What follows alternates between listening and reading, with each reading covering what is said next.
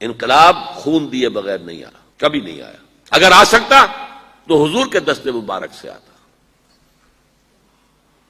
اگر وہاں بھی سینکڑوں صحابہ کی جانیں گئی ہیں اور ایک ایک صحابی کی جان ہم جیسے لاکھوں مسلمانوں کی جان سے زیادہ قیمتی ہے، ان کی جانوں پر انویسٹ کیا تھا محمد نے اپنے آپ کو صلی اللہ علیہ وسلم، 13 برس تک جن پر محنتیں کی ہیں اور جن کا تزکیہ کیا، جن کی تربیت کی ہے، جن کو تعلیم دی ہے۔ اندازہ کیجئے کہ حضرت حمزہ کی جان کی کیا قدر و قیمت ہوگی۔ شہید ہوئے کہ نہیں؟ جانے دیے بغیر نہیں ہوگا۔ ہاں اگر اللہ کو منظور ہو اور یہاں پر کچھ لوگ جو ہے بات سن لیں، بہرے کانوں میں اللہ کسی طریقے سے یہ بات اندر داخل کر دے اور دل تک اتار دے، تو یہ ایک پرامن راستہ بھی موجود ہے۔ آپ دستور میں یہ تبدیلیاں کیجئے اور گاڑی کو چلا دیجئے، نئی قانون سازی کے ساتھ اسلامی قوانین کی تنفیذ اور اسلام کا نظام جو ہے عدل اجتماعی کا وہ شروع ہو جائے گا۔ ورنہ پھر ایک یہی عوامی تحریک ایک احتجاجی اور مزاحمتی تحریک کی شکل میں کسی توڑ پھوڑ کے بغیر، کسی اور کی جان لیے بغیر، اپنی جانیں دے کر، جس کا کہ نقشہ ایران میں آ چکا ہے سامنے، اور اس کے ذریعے سے انقلاب برپا کر دیا جائے۔ یہ ہے وہ راستہ جو میں پیش کر رہا ہوں اور بہت دنوں سے پیش کر رہا ہوں۔ 20 سال پہلے میں نے تقریریں کی تھی مسجد دارالسلام میں، جو پھر منہج انقلاب نبوی نامی کتاب کے نام سے شائع ہوئی۔ دیکھیے میں چند باتیں اپنے بارے میں ذرا بارے گراں نہ گزرے تو عرض کر دوں۔ تحدیثاً للنعمہ، کوئی اپنی بڑائی نہیں، بلکہ ایک بڑا عجیب سا مصرع ذہن میں آیا تھا، وہ میں نے لکھ لیا تھا کہ میرا مزاج لڑکپن سے عاشقانہ تھا، میرے اندر ایک تحریکیت جو ہے بچپن سے ہے۔ ہائی اسکول کا طالب علم تھا، علامہ اقبال سے متاثر تھا، تحریک پاکستان کا کارکن تھا، حصار ڈسٹرکٹ مسلم اسٹوڈنٹس فیڈریشن کا میں جنرل سیکرٹری تھا، اور دن رات دورے کرتا تھا، ہانسی جا رہا ہوں، سر سے جا رہا ہوں، مختلف مقامات پر ہم جلوس نکالتے تھے، جلسے کرتے تھے، نوائے وقت لے کر پھیل جاتے تھے، اسے جا کے بیچا کرتے تھے۔ اس کے بعد 10 سال میں نے اپنی زندگی کے جو ہیں جماعت اسلامی کے نظر کیے ہیں، اور اس سے بہت کچھ پایا بھی ہے، اپنی توانائیاں دی بھی ہیں، پایا بھی ہے۔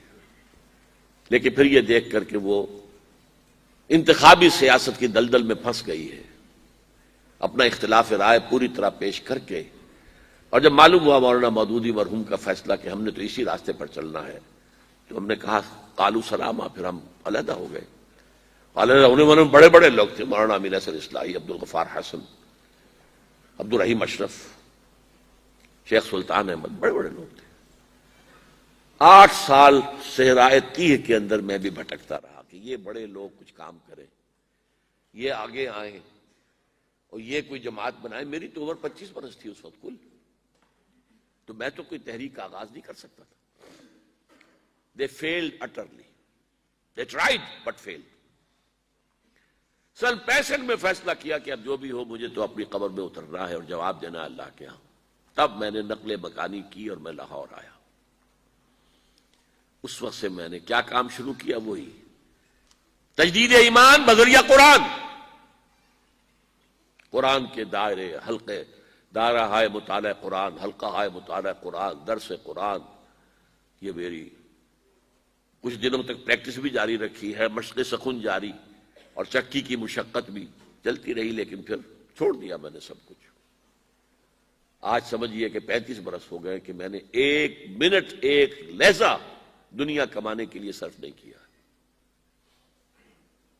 پروفیشن ترک کر دیا 70 کے اندر، 71 کی شروع، پھر تنظیم قائم کی ہے۔ یہ قرآن کی محنت سے انجمن خدام القرآن قائم ہوئی، اس کی ذیلی شاخیں قائم ہوئی، کراچی میں ہوئی، ملتان میں ہوئی، فیصل آباد میں ہوئی، پنڈی میں ہوئی، پشاور میں ہوئی، کوئٹہ میں ہوئی۔ ان کے تحت قرآن اکیڈمیاں بنی، ہر جگہ نہیں، کچھ جگہوں پر، ہمارے ہاں بنی، کراچی میں بنی، بڑی بنی، قرآنی درسگاہیں، قرآنی 1 سالہ کورس، رمضان مبارک میں 6 گھنٹے کی تراویح کی نماز، دورہ ترجمہ قرآن کے ساتھ۔ پہلے قرآن کا ترجمہ سنو 4 رکوعوں کا، پھر کھڑے ہو کر قاری صاحب سے سنو۔ پھر بیٹھ جاؤ، پھر 40 منٹ 50 منٹ، پھر اگلے 4 رکوع جو ہے ان کا مطالعہ کرو، پھر کھڑے ہو جاؤ۔ 6 گھنٹے لگے۔ بہرحال اس محنت کا نتیجہ جو ہے وہ میں نے بتایا آپ کو کہ 2 کام، ایک تجدید ایمان بذریعہ قرآن اور اصلاح اعمال۔ قرآن جب دل میں اترا ہے تو حرام چیزوں کو چھوڑا ہے، شرعی پردے نافذ کیے ہیں، گھروں کے اندر کیے ہیں۔ حرام چیزوں سے کتنے ہی ساتھی ہمارے بینک کی ملازمتیں چھوڑ کر اور آدھی تنخواہ پر جا کر کسی ملازمت پر گزارا شروع کیا ہے۔ کتنے ہی تھے جو کہ رشوت لیتے تھے اور ان کے گلچھرے تھے، اور اس کے بعد ان کے سوکھی روٹی ہو گئی، گوشت ان کے گھر میں آنا بند ہو گیا۔ یہ سب کچھ ہوا ہے، ہو رہا ہے، رفتار کم ہے لیکن ہو رہا ہے، یہ نہ سمجھی کہ ہے نہیں، ابھی نظر نہیں آ رہا ہے لیکن ہو رہا ہے۔ اس کے بعد تنظیم اسلامی قائم کی کہ بھائی اب اگر قرآن تو کہتا ہے قائم کرو دین کو، ہم نے اپنے رسول کو بھیجا ہے دین کے اظہار کے لیے، غلبے کے لیے، جہاد کرو اس کے لیے۔ سورہ صف میں بھی فوراً اس کے بعد جہاد، یا ایھا الذین آمنوا ھل ادلکم علی تجارۃ تنجیکم من عذاب علیم تؤمنون باللہ ورسولہ وتجاہدون فی سبیل اللہ باموالکم وانفسکم۔ اور سورہ صف میں تو جو سخت آیت آئی ہے، اے نبی ان سے کہہ دیجئے قل ان کان آباؤکم وابناؤکم واخوانکم وازواجکم وعشیرتکم واموال اقترفتموها وتجارۃ تخشون کسادها ومساکن ترضونها احب الیکم من اللہ ورسولہ وجہاد فی سبیلہ فتربصوا حتی یأتی اللہ بامرہ واللہ لا یہدی القوم الفاسقین۔ اے نبی کہہ دیجئے اے لوگو، اگر تمہیں اپنے باپ اور بیٹے اور بھائی اور بیویاں یا بیویوں کے لیے شوہر اور رشتہ دار اور وہ مال جو تم نے بڑی محنت سے جمع کیے اور وہ کاروبار جو تم نے بڑی محنت سے جمائے ہیں اور اندیشہ رہتا ہے کہ کہیں کساد بازاری نہ ہو جائے، اور وہ محل جو تم نے تعمیر کیے ہیں، جو حویلیاں بنائی ہیں جو تمہیں بہت محبوب ہیں، اگر ان 8 چیزوں کی محبت اللہ اور اس کے رسول اور جہاد کی محبت سے بڑھتی ہے، اگر زیادہ ہے تو جاؤ دفعہ ہو جاؤ، انتظار کرو یہاں تک کہ اللہ اپنا فیصلہ سنا دے۔ اور اللہ ایسے فاسقوں کو، ناہنجاروں کو زبردستی ہدایت نہیں دیتا۔ تو آؤ بھائی اب اٹھو، قرآن تو یہ کہہ رہا ہے، قرآن پڑھا ہے تو اب اس قرآن کی پکار پر لبیک کہو۔ لہذا اس پر پھر تنظیم اسلامی ہم نے قائم کی ہے۔ بہرحال 1965 سے جو میں نے لاہور آ کر کام شروع کیا، اب یہ 2005 ہے، پورے 40 برس مجھے ہو چکے ہیں۔ اگرچہ ایکٹیوسٹ کی حیثیت سے تو میں اپنے زمانہ طالب علم سے ہوں، اور درس قرآن تو میں نے میڈیکل کالج کا طالب تھا تب سے شروع کر دیا تھا، لیکن یہ تو میرے 35 سال جو ہیں، 40 برس اس کام میں لگے ہیں۔ اب میں آپ سے تعاون مانگتا ہوں، من انصاری اللہ، بلکہ میں اس سے آگے بڑھ کر کہتا ہوں من انصارنا اللہ۔ اب چونکہ جماعت ہے، تنظیم ہے، اب میں اکیلا نہیں ہوں۔ گئے دن کے تنہا تھا میں انجمن میں، یہاں اب میرے رازداں اور بھی ہیں، ساتھی ہیں میرے، ایک قافلہ چھوٹا سا ہی چل رہا ہے۔ اور میرا معاملہ تو یہ ہے کہ میں تو اب چراغ سحری ہوں۔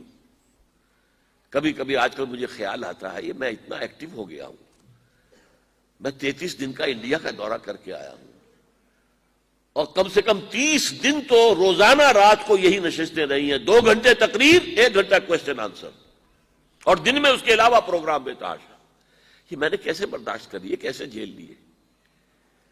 میں ڈائبٹیز کا مریض ہوں، میں بلڈ پریشر کا مریض ہوں، میرے کمر کے اندر 2 جگہ پر جو ہے لین ہے، میرے گھٹنوں کا آپریشن ہو چکا ہے، میں کھڑا نہیں رہ سکتا، میں زیادہ دیر بیٹھ نہیں سکتا، یہ تقریر میں بیٹھا ہوا ہوں، ویسے بیٹھنا پڑے مجھے 15 منٹ تو میرے کمر میں درد شروع ہو جائے گا۔ اس حالت میں مجھے کچھ نہیں ہوتا، کوئی شے مجھے جو ہے پریشان نہیں کرتی، لیکن ویسے تو میں 15-20 منٹ بھی بیٹھوں گا تو میری کمر میں تکلیف ہو جائے گی، کھڑا رہنا تو ممکن ہی نہیں ہے، بیٹھ کر نماز پڑھ رہا ہوں۔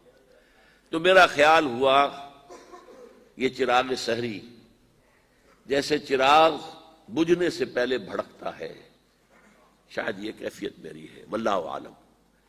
بہرحال میں آخرت کے لیے بہت آگے گئے، باقی جو ہے تیار بیٹھے، میں اس کے لیے 10 سال سے منتظر ہوں، اور اپنے لیے اس وقت سے میں کہہ رہا ہوں کہ بھائی میں نے جو کام کرنا تھا میں نے کر دیا، اب اللہ اگر کوئی اور کام لے رہا ہے تو یہ تو نافلۃ منہ، ان کی طرف سے ایک نفل ہے جو ہے، ورنہ میں اپنا کام کر چکا تھا۔